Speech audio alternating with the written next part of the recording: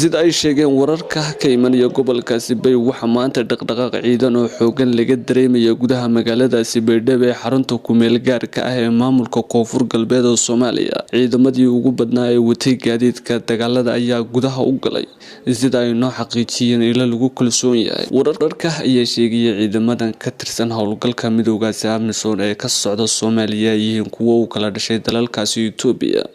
sidoo kalena wararku ayaa intaas ku daraya in ciidamadan ay wehelinayeen diyaarado dagaal oo gaaraya ilaa iyo 30 sida ay sheegeen dadka deegaankaasi. Ujeedka dhaqdhaqaaqan cusub ayaa waxa lagu sheegay kuwa ka dhanka ah Al-Shabaab sidii looga saari lahaa gobolka Bay iyo Boqol ee Koonfurta Galbeed ee Soomaaliya.